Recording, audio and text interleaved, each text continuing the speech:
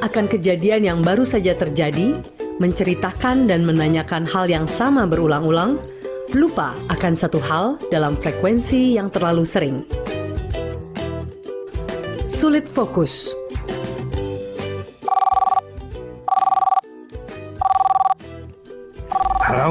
Halo? Ini telepon udah rusak mungkin ya. Kok nggak bisa dipakai? Melakukan hal yang biasa dan sederhana menjadi lebih susah dan perlu waktu lama. Sulit melakukan kegiatan sehari-hari.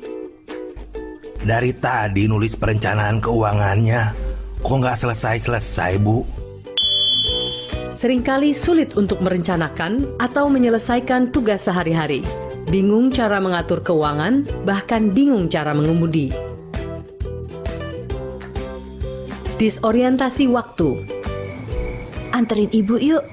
Mau kemana jam 10 malam begini, Bu? Ke pasar. Disorientasi tempat. Bingung akan waktu di mana mereka berada dan tidak tahu jalan pulang. Susah memahami visual spasial. Ayo Pak, pulang. Ini cara keluarnya gimana ya?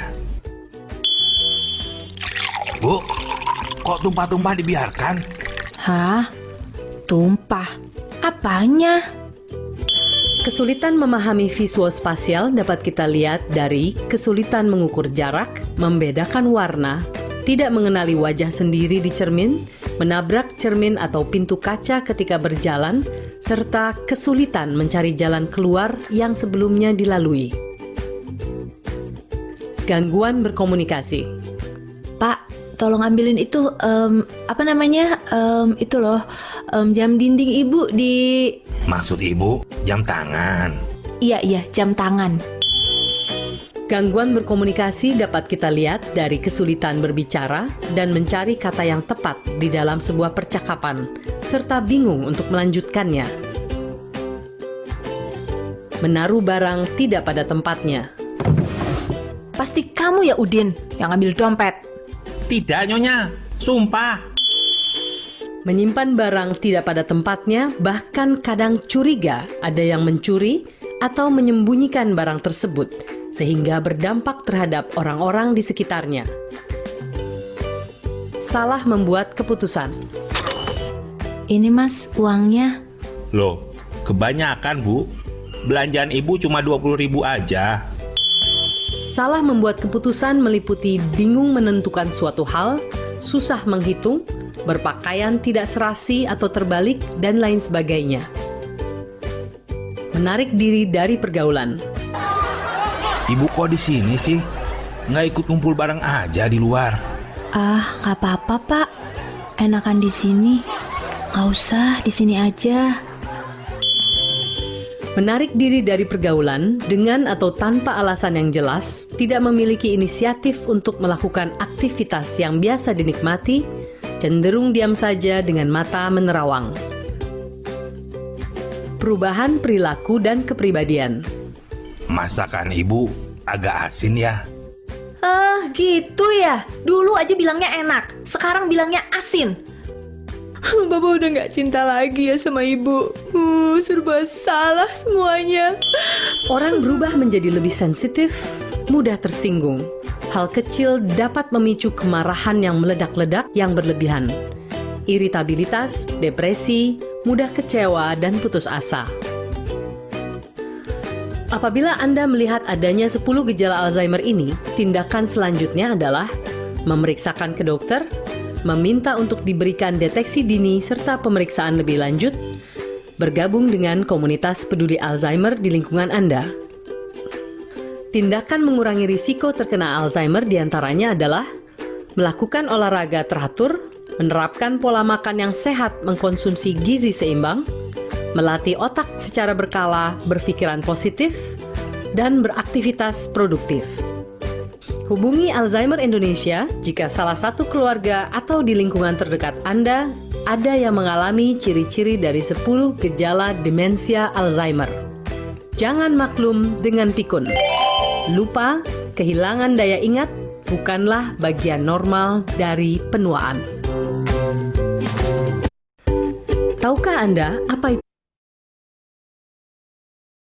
Let me unmute myself. Hello. Hello, everyone. How are you? Let me speak in English because now we have an English sessions today. I'm Amalia Fong Utomo, Chair of Alzheimer Indonesia Netherlands and one of the Alzheimer Indonesia chapters. Welcome to our first World Alzheimer Month sessions and our 24th online sessions. And this is part of our series of Alzheimer's Indonesia's activity in World Alzheimer Month. If you see, we have a lot of activities during this World Alzheimer Month. So this is just one of more than 25, I think more, almost 30 activities online and offline across Indonesia and across Indonesian community across the globe. So really congratulations for Alzheimer Indonesia for having all this activity. Let me open with this background of why the Dutch people in Indonesia having a really close connections each other. There are 16,000 registered Indonesians living in the Netherlands according to Indonesian embassy, and around 800,000 Dutch people in 4 generations have Indo-European roots. And also, there is 40,000 people from the Moluccans background. So, and not to mention 1,500 students now is studying in the Netherlands. So the connections between Indonesia and the Netherlands, it's really close from the historicals, and maybe here, you will see, it's not maybe, it's definitely, we will hear directly from Monique van Bruggen, the story of it and the behind of it. So Indonesia and the Netherlands, that's why Alzheimer Indonesia Netherlands here, we are having a vision and missions to improve quality of living, people with dementia, elderly, community, caregivers, with the Indonesians background, because Indonesia is really huge, not just big, but we are really huge, with a lot of cultures and a lot of backgrounds, so diverse and so rich of everything. That's why it's never ending to talk about Indonesia everywhere around the world, and here, especially in the Netherlands, where we have a lot of connections and a lot of bondings emotionally and everything. So, sorry. Yeah, like I mentioned, this is one of our series. We have various Instagram live too, and later on we will have our 21st webinars too, details coming soon, but this is just the beginning of the fun of World Alzheimer Month. And as always, in our community and always in our sessions, we just not only, like learning and discussions, but we also have an interactive activity. And today, we just launched a new low impact exercise. So we have a brain gym that we usually did, and we can always do that. It's on YouTube always, so you can practice it every time. And now we have a new launch today, low impact exercise. This is the music from Janine School from Jamaica. She is a champion of Alzheimer Indonesia and donating the music to us from to the community, and inspired by our colleague in Singapore, Ada Singapore, for the movement. So we are adapting with the risk reduction team of Alzheimer Indonesia in Jakarta. And I can see many of my friends from Indonesia, Bali, Manado, the Netherlands, everywhere. Hello, caregivers. Oma Lalita and the family, go, hi, Alzheimer Indonesia, I cannot mention one by one. I'm so happy that we meet again after 2 weeks of break. So let's do it. Let's see how this low impact exercise start our sessions. Yeah, prepare.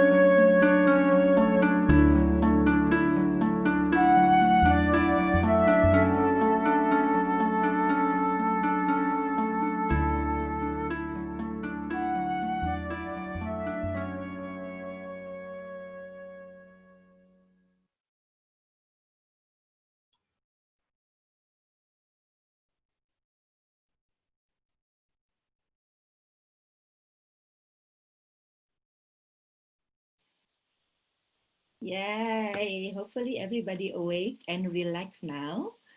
So let me give the screen to two of my good colleagues here, Mbak Manik, Manik and Monique. What a really rhyming from the Dutch and Indonesian, Manik and Monique. So, Kak Manik, Ibu Manik, over to you and enjoy the sessions. Thank you, Amalia. Hi, everybody. Good morning, the Netherlands and also other countries in Europe. And also good afternoon to Indonesia and also Asia, also Bali and also maybe Bogor. Best wishes for all of us. Welcome to the 24th online session, which is organized during the World Alzheimer Month by the Stichting Alzheimer Indonesia Nederland. The topic of this online session is the power of music therapy for elderly people from the former Dutch East Indies. But first of all, I will introduce the duo M today. The first M is Monique as a speaker of today's online session, and the second is myself, Manik. Okay, my name is Manik Kharismayekti, an Indonesian diaspora from the Netherlands, and now I am a member of Alzheimer Indonesia Netherlands Science team. Today, I am responsible for leading the discussion session in this online session. And the second M is the speaker of today's online session is Monique van Bruggen-Rufi. Hai Monique. Apa kabar? Kabar baik. Kabar baik. Yeah, Monique will present a presentation on the power of music therapy. She is a lecturer and also researcher and music therapist in the Netherlands. She works in music therapy department at the Conservatory Art and Music in Enschede. She's also a music therapist in many intra and extramural care in the Netherlands, especially for the Dutch Indies and the Molucca communities. And because of her passion for music therapy and her appreciation for her roots, Monique gave also a lecture on music therapy at Pelita Harapan University, Jakarta. Yeah, and as usual, today, Monique will present a presentation for about 20-25 minutes, and then we move on to the discussion session. If you have a question, please write your question in the chat box, and don't forget to provide your name and your country origin or your city, and also background information about yourself. For example, you are a volunteer, or you are a family caregiver, or professional caregiver, or health professional, because this information can also help Monique and also I to give the best answer for your question. And I have extra information, a very interesting news from Alzheimer Indonesia, Nederland. So Alzheimer Indonesia Nederland will give 3 souvenirs for the first 3 people from the Netherlands who ask questions related to today's topic. So don't forget to ask question, write it in the chat box. Write also your name and your country origin, or also your city, and also your background. And we hope that we can end our online session at 12:20 or 12:30. So I will now call Monique to unmute. Hi, Monique. Hi. Halo, apa kabar? Baik, kabar baik. Kabar baik. Senang mendengarnya. So, are you ready to share your knowledge with us today? Yes, I am. So So, let me start by sharing my screen, and just yes, let me know if you see if you see it. the presentation. Wait. Yes. Yes, we can see it. Yes? Yes. So, Monique, the screen is now yours. The stage is mine. Yes. Thank you, Manik. Thank you, Manik. Thank you, Amalia, for, of course, inviting me. And let's just get started, because they say I only have 20 or 25 minutes, and I have way more than that to tell you about. So let's just get the show on the road, and we'll see how far we get. Okay, thank you. So my name is Monique van Bruggen-Rufi. Van Bruggen is, of course, very difficult to pronounce. It's very Dutch. Rufi is my maiden name, my given name. And as you can see in the drawing, I'm a guitar player. Guitar has been my passion. I played guitar since I was 6 years old. You know, I'm from a Dutch Indies family, and a lot of people in my family and in my surroundings play the guitar. So it was only natural that I started to play the guitar as well. I'm the youngest of 8 children. So yeah, that is what I had to do, play the guitar right away and join the family band. So music and guitar playing has been in my veins throughout my whole life. Manik, thank you for the introduction. You already told the audience that I am working at Artes University of the Arts, where I am responsible for managing the pre-master and the master program of music therapy. And besides that, I'm a clinician myself, because I think that's super important, not to only teach about the things of your expertise, but also do it yourself. So for Opella, it's a large organization in the Netherlands. I work as a music therapist in elderly care as well. Not only dementia, but also geriatric rehabilitation and geriatric psychiatry. And also I work for Pelita. Pelita is a Dutch organization that takes care, or actually cares for all the things related to people from the former Dutch Indies. But I will talk to you about that later. Are we still good with the sharing screen? Enggak. Bisa belum tak pakai. I'm hesitating here. Are we still good? Because I'm hearing. Yes, yes, you're still good. I'm just checking other people forget to unmute maybe. Yeah. So I'm a second generation Dutch woman born and raised in the Netherlands, but my parents and great parents and great parents, 5 generations before me, were all born and raised in Indonesia. And just a short, very short history view on the history. And I don't think I have to explain a lot, because I assume you know about it. But by the end of 1949, Indonesia got independence back from the Netherlands. So a lot of people had to make the choice, or sometimes really had to go, or either stay in Indonesia or go to the Netherlands. While my father was a KNIL militair, so he served in the Dutch Indonesian army, and he had to go to the Netherlands. So me and my siblings were all born and raised in Indonesia, in the Netherlands. But of course, I was brought up, the culture and everything related to my upbringing was very, very Indonesian. And in honor of my parents and my great grandparents, I made it my life's goal to take care of them in my profession as well.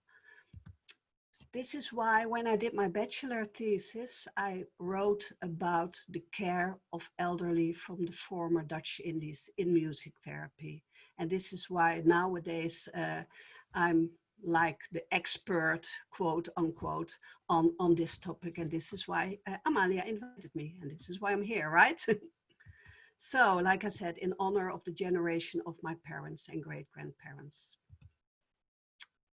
So a little bit of interaction, because we are going to talk about the power of music. And I'm just showing you very shortly some slides, and I just want you to write down or keep in mind what is the first thing that comes to mind if you see the picture. Okay, ready?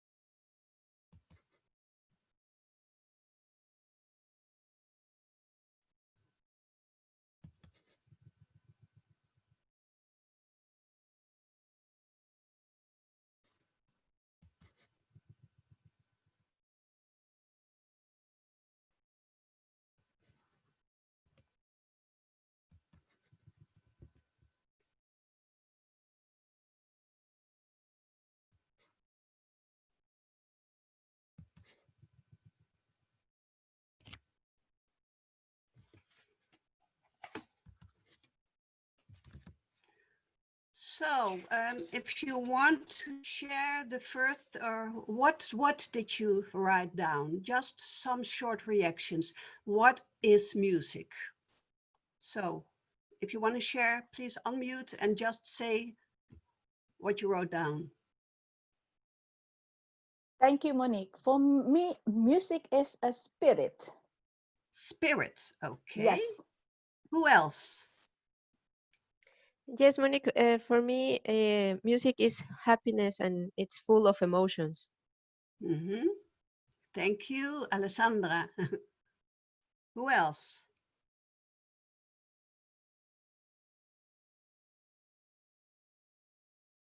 Nobody else want to share? I saw here in the chat groups, music is fun, from Mary Adriana. Okay, thank you, Mary.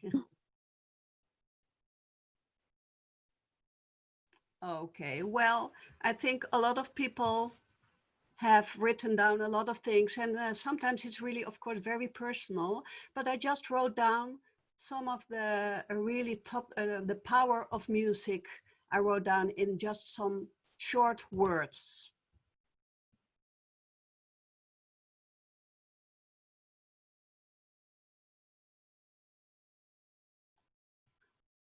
I assume, and I hope you all agree that this everything written here may have been in your on your paper as well. If something is missing, please share it. And of course, in big capital letters, music is emotion. I think that's the first thing that we heard now and in the comments as well. Okay, with this in mind, this is the power of music. And with this in mind, of course, how do we connect all these powerful things that music has with the people, of course, with all the people in general, but since my topic, my experience is specifically in people from the former Dutch Indies, of course, the music that you give to the people, that you play for the people, and also that you share with people, has to be very specific for the target group, for the people that you are seeing in therapy. And by the way, it's why it's on in the brackets. It's about the power of music, and not only about the power of music therapy. But in therapy, of course, you have to work with the power of music and add it in your therapy. So that's why the topic is not per se music therapy, but music. Okay, let's go on with, like I said, how do you make this specific for the people from the former Dutch Indies? Well, of course, you all have to know before you work with people with that background, you have to know about the context, the history context, the Japanese, the war, for instance, for our elderly here in the Netherlands that have been living in the former Dutch Indies is way different from the war here in the Netherlands. The Japanese invasion is by far not comparable with the German invasion here. Not saying the one was worse or than the other, but it's different, and you need to know. You also need to know about the culture. Of course, it sounds very obvious, but a lot of people here in the Netherlands don't know that much about the culture. So when I train them specifically on culture sensitivity, but it's not only being sensitive, because every caregiver, I assume, is sensitive enough, but you have to be specific. And that's a huge difference between being sensitive or being culture specific. And specifically, this last part will be elaborated on more in this presentation. So I found this on internet. I like this. So my whole method is about Indonesian music and Indonesian music therapy. So you have to be aware of the different music styles from Indonesian people from the former Dutch Indies. The approaches, that means, how do I talk to these people? Is it different how I approach them, different from the Dutch people? Yes, it is. I can definitely tell you. Also, the atmosphere. When I work with people from the former Dutch Indies, I create an atmosphere that will bring them back to the earlier days when they were young and they lived in Indonesia. You can tell by my batik cloth that I hang behind me. I do a lot of batik decoration in my room when I see these people. They love it. And also sometimes I put in a sensitive stick on, you know, from the jasmine or even from the Kretek cigarettes, because they love that smell. It's all of the senses. And of course, recognition and respect. I don't have to tell you about how important it is to respect the people in general, but the people from the former Dutch Indies, they have respect very, very high in their on their important aspects to be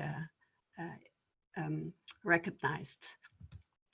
So with all these things in mind, I will show you a couple of slides to imagine how what I'm saying, how you visualize it. So, like I said, my Dutch family, the whole family, we were always gathering during kumpulans, during festivities, always with music. So I just put this picture here because I hope you all recognize it. A lot of music involves the daily life of people from Indonesia. Former Dutch Indies. I use them. I use these words, Indonesia or former Dutch Indies, in the same time. Of course, there is a huge difference, but sometimes for the easier talk, I refer to Indonesia. So the Dutch or the bands, playing together. Here from the Maluku, the choir, the singing, a lot of choir singing. You see here a nice picture of. And music bonds, you know, music harmonizes, not only in the singing itself, but every aspect around it as well. You all recognize it, I'm sure.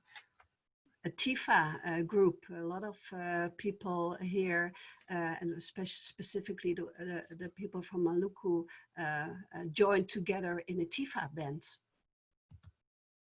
So here is all the instruments that I have when I do my music therapy or my music sessions in the institution, in care centers where people from former Dutch Indies live. So you can tell it's a lot of bamboo instruments, some little gamelan instruments, also some drums, not Tifa-like drums, and also this is a picture of my instrumentarium. And also, this is a picture of my home. I put my wayang puppets, some memorabilia, the gong. I put my gamelan instruments, my ukulele, everything related to get in contact with the people, because obviously, and I hope this is very clear, with these instruments, I connect with them so much better than if I bring the typical Dutch instruments. I'm not saying that I won't connect with them through these instruments, but if I bring these instruments, it goes so much faster. So you have to realize when you work with these people that you really have to be, like I said, culture specific and sensitive. So instrument playing is a lot of a good, important aspect. But also, oh, that's another picture. I made that while I was doing a musical trip in Java. So I went to do the gamelan workshop as well. Very, very nice. So, of course, the people that were all born and raised at the beginning of the former century, they were born and raised in Indonesia. So all the songs that they heard from the day that they were born, and also in school, a lot of them were traditional, typical Konjong songs, children's songs. And even though they were all also went to the Dutch schooling system and of course had to learn all the Dutch songs as well, remember, most of them, the babies, small children, were raised by the babu. Of course, that word we cannot use any longer, but the babu, you know, the maid was the nanny, that's the better word, was always with the children, and she would talk and sing all these all these Indonesian songs. So a lot of people that I see nowadays, and specifically when they are in the process of Alzheimer or dementia, they go back to their youth. I'm not saying nothing new here. They go back to their childhood, and all they want to hear most of the time is the songs that the Babu played for them, right? So keeping this in mind, I want to give you an example of a song. You don't see me, but you hear me, and I'm going to sing Burung Kakatua. This is one of the songs that I play over and over again, just to give you an idea of how that would sound if I do it. And please sing along.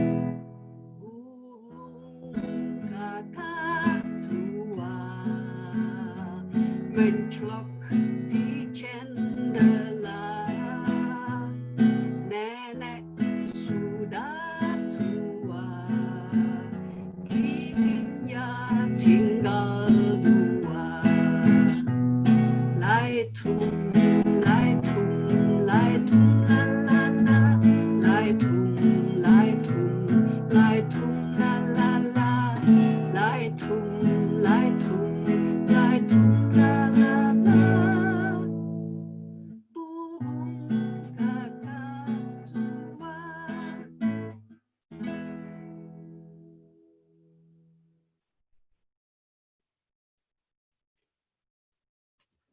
Well, and so I have about 15, 20 songs. They call it the Tempo Dulu songs. Tempo Dulu, you all know Tempo Dulu, the good old time from way back when the elderly, nowadays the elderly that were born and raised there really would love to think about back. But of course, it was not always Tempo Dulu. It was not always good memories. And we all know, I don't have to explain, we all know that besides good memories, there are also a lot of traumatic memories as well. Japanese invasion, the bursting up afterwards, the moving everything and go leave the Indonesia that they loved. They didn't want to most of them didn't want to move, but they had to go to the Netherlands for different circumstances and different reasons. So Amalia's already said in the beginning, in the introduction, let me elaborate on that a little bit. Between 1950 and 1960, 62, kind of, a total of more than 300,000 people moved from Indonesia to the Netherlands. So we are talking about the first generation. And nowadays, 2020, the second, third, and even fourth generation, nowadays in the Netherlands, 2 million people have their roots in the former Dutch Indies. So that's a large, really a large number of people. Well, keeping that in mind, of course, talking about the first generation, so these were adults or adolescents or small children in the 50s, are nowadays old. They are old. They are in their 70s, 80s, and even 90s. And most of the first generations are no longer with us, unfortunately. But like I said, the second generation, my generation, we are getting older as well. And sooner or later, we might be developing Alzheimer as well. And since we have these blood, it's in our blood, the culture, we need to take care with the culture specificness in mind, also for the second and later generations. So with this in mind, what did I do so far? Again, of course, music is my core business, but besides that, I am working for an organization, like I said, that cares about the people, not only through music, but through a lot of other interventions, and not only in medical care, but also to help them with the law and with money that they still owe, maybe from the Dutch government from way back when they were in Indonesia still. But of course, I will concentrate on the music for this webinar. So what I did, and not me only, of course, not alone, but specifically with Pelita also. But what I did when I wrote the method, I am going to, as a music therapist, I work a lot with people, like I said, from the former Dutch Indies, keeping everything in mind that I just talked about. But so I implemented the music and the music therapy in a lot of care institutions in the Netherlands. And I also I train people, caretakers, not only professional caretakers, but also family members and volunteers. I teach them how they can implement music, how they can use music, since we all know how important music is for the Indonesian people and from the people from the former Dutch Indies. So it would be a very, very big missed chance if you don't use music. We just discussed about it before this webinar started. It's either talking about food and cooking and eating, or making music together. These are the two topics that is most effective, I dare to say, for approaching people with the roots in Indonesia. And again, not only the first generation, but also focus on the second and third generation. And specifically, I'm focusing also on the trauma. I decided not to go into that topic a little bit deeper, because that's a complete different webinar, but there's a lot of trauma, of course, and that's my expertise as well. So this is what I did. And what is next? So I am a visiting professor at the University of Jakarta, like Manik also already said. So I'm going to Indonesia, Jakarta area once or twice a year, and I give workshops and training there in the Netherlands also, but also in Indonesia, because like Amalia already said, there are still a lot of people, also the Dutch people, or from the former, when the Dutch was still there before the independency, that stayed in Indonesia. So, and we have to take care of them as well. So it's a mutual thing. It's in a collaboration between us here in the Netherlands and Indonesia. And this is so powerful, because we all, of course, and that's our biggest goal, we have to take care of our elderly.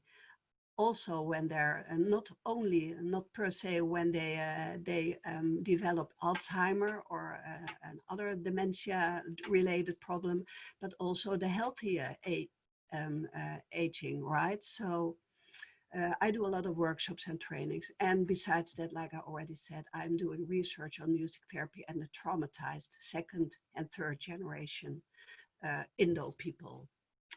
So for now, I think we have to go into the discussion and the questions. And if time permits, we have some afterburner, but only if time permits. And I will keep that still as a surprise. So I give it back to Manik. I give the word back to Manik. Yeah, thank you, Monique, for your beautiful presentation, story about your life, and also your passion, and also the power of the music self for the elderly people. And as Monique said, later after the discussion session, she will show a video, small video. But that is later after the question and answer session. And now time permits, right? Yes. But I think we have a time. We will make a time for you. Okay, I will check the chat box. Here, maybe we have already question.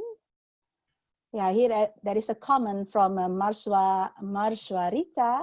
Music can help me to adjust my emotion. Yes. Yes. Definitely.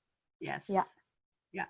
And this is from Eva. Hi, Eva, dear Eva. Maybe you can also unmute and join the conversation. Hi, Eva. Here, a Dutch in Bali. I am a physiologist. From my background, I am, of course, interested to hear more how the approach for Dutch and Indonesian people would differ. I mean the interpersonal skill mainly. Yeah, that's maybe Monique. Yes, that's a very good question. I can give a very long answer, but the bottom line is, and I think I meant to say when I wrote down respect. I'm not saying, again, don't get me wrong, not saying that the Dutch people don't want to be approached with respect, but from people from the former Dutch Indies. We know that sometimes it's very hard for them to talk. We call it, it's a Dutch word, zwijgcultuur. Zwijg means their culture, were brought up by don't talk about everything that happened. Because when they arrived in the Netherlands, they had to assimilate and, you know, and get used to the Dutch living and environment right away. And when they started to talk about their, you know, their war, people in the Netherlands would say, that's nothing compared to our German invasion wars. And you at least had the sunshine there, you know? So people were like, oh, they don't take us seriously. They don't take our sadness and our trauma seriously. So better not talk about it at all. So this is one of the most important aspects if I approach them in therapy, that I know that they won't talk easily. And here is the power of music again. When you use the right music, it will open up. It will let them talk. Of course, if they are ready to talk, don't get me wrong. Sometimes you have to close or keep the wound closed and don't open it again. But when they get elder, they really want to talk about it, music can be the medium, the carriage to have them open up again. So that is one of the most important approaches to know about, that you need to sometimes go deeper than you know, the silence of them. And also, like I said, they are very, you start very formally with them because they are very respectful, you know, the respect for the elderly and respect for the older generation. So you always start very almost modest towards them. So, and I'm almost starting to do like this. This is how you approach them. So this is just a short example, Eva. I hope you will recognize this, right? Eva, do you have a comment? Hello. Yeah. Hi Monique, hi Manik. Yeah. Amalia, everyone else. Yeah, thank you for letting me open the mic. Yeah, that's great, Monique. Of course, we've talked to each other before. We know a lot about the work we're doing. I really hear what you're saying. Just a very specific question. This is not a reality. It's just an in theory question. If I would be doing music therapy here tomorrow with someone in Bali, how would you coach me to do that? What do I need to leave behind as a Dutchie, and what do I do? That's a very nice question, the what if question. So if this person is born and raised in Bali, has nothing to do, no roots in the former Dutch Indies, you mean? 100% typical Bali, I would definitely go into the Balinese music. And that sounds very obvious, but you need to get the right string. You have to touch the right string. So to be on the safe side, use Balinese traditional music. Of course, you don't know about I assume in this what if situation, you don't know about the preference of this person. So if you have the chance and the opportunity, try by talking with family members first about the preference of this person, because you can really do something very wrong by giving or listening of having him or her listen to music that they really don't like at all. And sometimes, in all other situations as well, that can definitely ruin your first contact. And the first contact is very important. So make sure that, or if possible, that you know the preference of the person. If you don't know it and you cannot find out, at least try traditional music first and try to create an atmosphere. And of course, for you in Bali, living in Bali is more easy than for me, for instance. But you have to create an atmosphere that this person feels comfortable, because that is your biggest, your most important ingredient. To we are all talking about making contact, because if you cannot make contact first, I mean, it's a condition to have contact with the person before you can treat the person or work on its hulpvraag, the goal why he wants to do therapy, right? So, and just be open, be without any prejudices or whatsoever. Just be open and talk and listen. That's very important. I forgot to say in the approaches, listening is so much more important than talking yourself. And I can go on and on. Thank you so much, Monique, for the answer for Eva question. So Eva, is it enough or is it clear enough, I think, yes? Yeah, thank you very much. Dankjewel, Suksema, terima kasih. Thank you, Eva, from Eva in Bali. So a Dutch person, Dutch woman in Bali. We have another question, Monique. And now is the question from Hilbertje Reek. Hi, I'm Hilbertje, music therapist in the Netherlands and work with Dutch Indies. So I think he's a colleague. We need to contact. I wonder if there is a place to buy specific culture instrument. I found him hard to find. Yes, I have my addresses. So I will really, please don't hesitate to contact me and email me. My contact information is on my last slide, and I will tell you all about it. And I would like to connect with you because, yeah, we can. We have the same goal in life to work as a music therapist with these people. So I would love to meet you.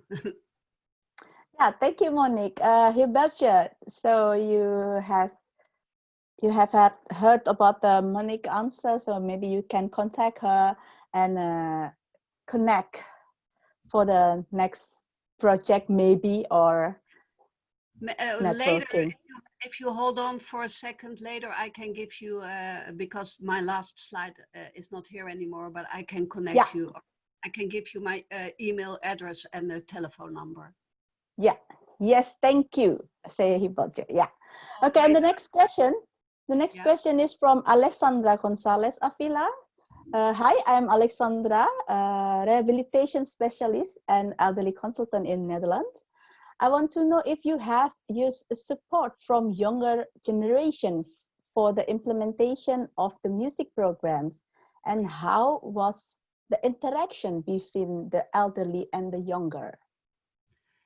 Yes. To start with the final part of your question, it's always good, and I think you recognize it, to involve the younger generation in when you work with the elderly. In the homes where I live, we also have a group where really young children from the daycare center next door come and join the elderly, and the elderly can be a grandmother again or mother again. They sing children's songs, etc., and they really love it, the elderly. So your question, do I involve them? Yes, in that part I involve them, but also in the university where I work, we have. I mean, I told you 2 million people nowadays have roots in the former Dutch Indies, so it's a big chance that you meet second or third and fourth generation children as well. And in the university where I work, we have a couple of students with roots, with grandparents from Indonesia, and they always want to join me in my projects and in my workshops, etc. So yes, I bring them with me to all the workshops and the webinars that I'm doing, and it's also for them an identity search for their own identity. So it works double. It's good for the elderly, but also for the third and fourth generation. And it's important to keep our history alive. So it is important to involve the next generation. So yes, definitely. But the best answer. But the best example, I think, is that we bring sometimes the daycare center children to our sessions and sing together, because we all know with our elderly, the minute they see a small child, or the choo-choos and they get gemis again and everything, and it's so nice to see. Yeah. Okay, I see Alessandra is also already on mute, and she can join our conversation. So do you have a comment, Alessandra? Yes, Manik, thank you very much for the presentation and for your answer. And I think what you mentioned is very important. I have encountered, not in Indonesian elderly, but in Dutch elderly, that this connection with the younger generations is being it's been missed. So they miss the connection with their grandchildren to sing songs or to play with them, because nowadays, like, technology has taken over that. And I have heard the story of a grandmother that was having lunch with her granddaughter, and the granddaughter was really wanting to go home to play with the tablet instead of being with her grandmother.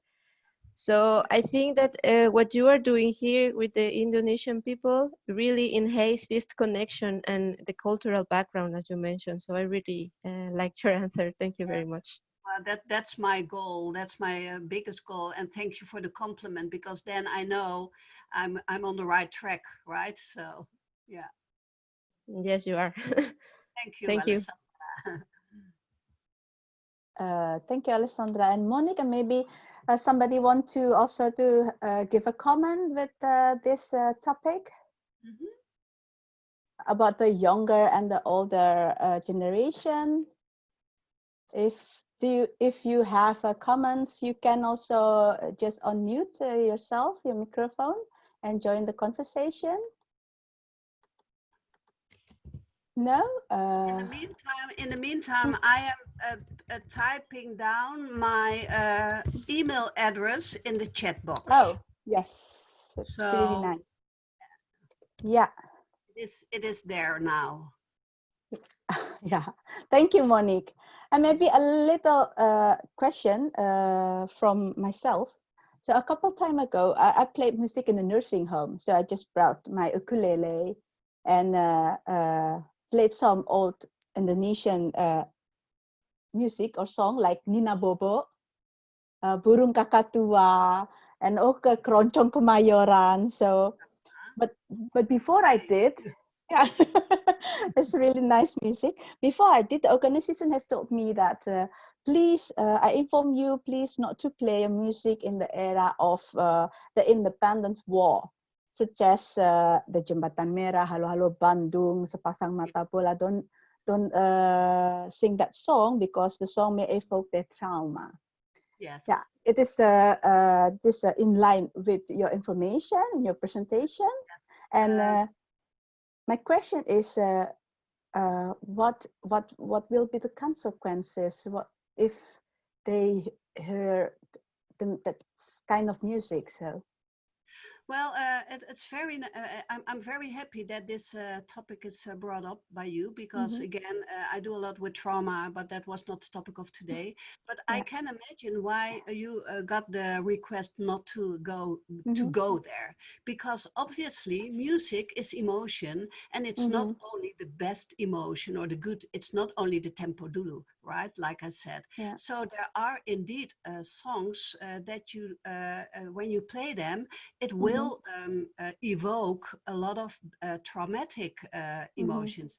So if you are there, you know, just to make music for a nice afternoon and a very nice quality of life kind of activity, then I can imagine, please don't go there, because it can suddenly change from a good mood to a sad mood. So I will always be careful with this kind of music while you are working in group settings. What I do, I always observe what is going on when I'm in group setting, because I can tell if an individual, if it gets more to an individual or not. And in that case, I will go with this individual in a one-on-one setting. And you don't have the time to really do that if you are in a group setting. To be on the safe side, I would really avoid songs that can evoke bad trauma experience. But as a music therapist, I can also say, don't avoid it all the time, because sometimes it is needed to have them open up again. But it's a different setting, a one-on-one setting in an individual therapeutic setting. So if you want to keep it cozy, don't go there. That would be my my advice. Thank you so much, Monique, for your advice. Do we have still a question from the participants of today?